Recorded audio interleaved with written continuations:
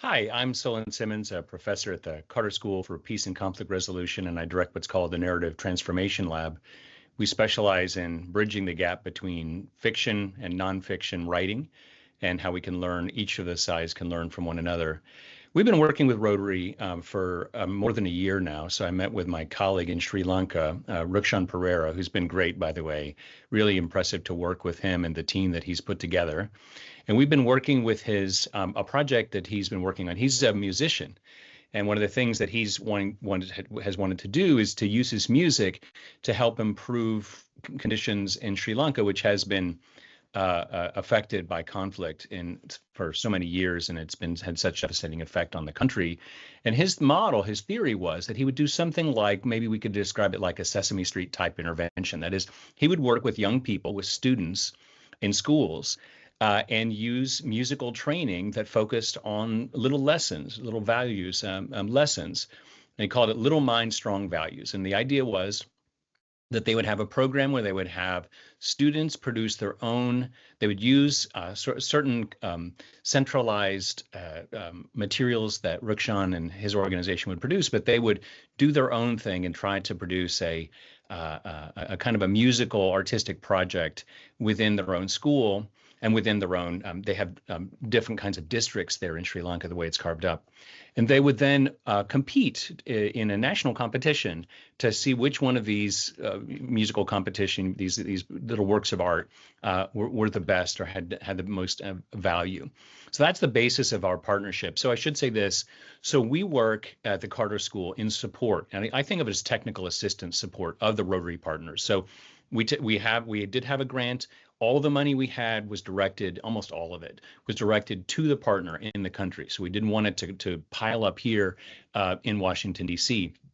And so we put it in place and work in Sri Lanka, and we put the bulk of the funds that we were going to use as rewards to the schools that were competing in Sri Lanka, and a little bit of money can go a long way in that context.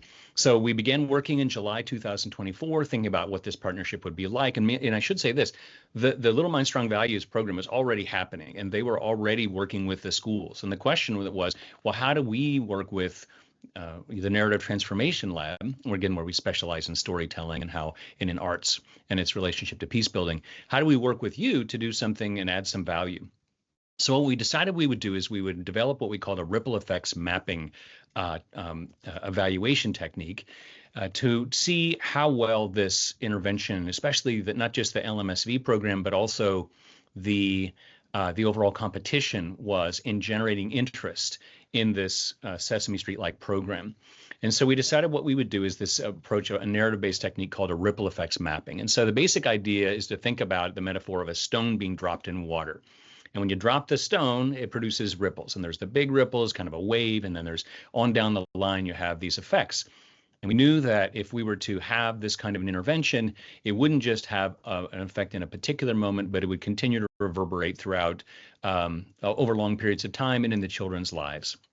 So that's what we introduced. We worked with our lab manager, Audrey Williams, here in Fairfax, as well as we had an undergraduate student intern.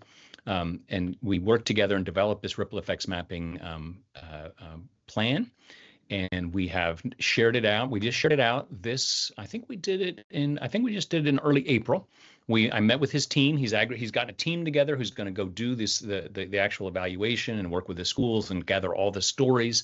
And that's important to say this, is that the ripples that we're measuring are stories that a person can tell, whether it's a teacher or a student or administrator, about the effects that the program has had, something they've noticed. We want to be able to document it so it's real, it's objective, but it's something that we just note, and they attribute it to the fact that there was the LMSV program or the competition.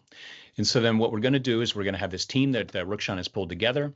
We've trained them. I gave them a training on how to do this kind of an evaluation technique in early April, and they're going to hit the field. I'm not exactly sure the date right now, but it should be happening very soon.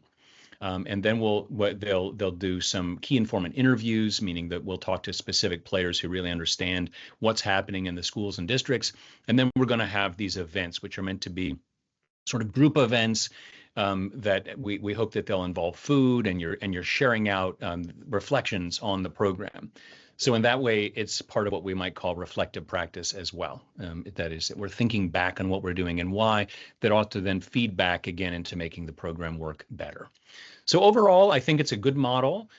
We're hoping to not only use it in this particular case, that is the ripple effects mapping technique, but to use it for all sorts of other interventions and Rotary programs around the world.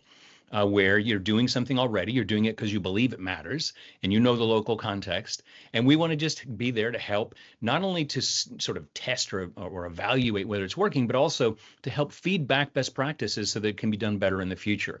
And we think that's a nice relationship between the university and the Rotary locals. Who are really the practitioners and people who are knowledgeable about the conditions all over the world. So we're really excited about this. We think it's just the first step in a longer process, and it ties in a direct way to the kind of work that we do at the Narrative Transformation Lab. So anyway, thank you very much, and I hope you enjoy your time.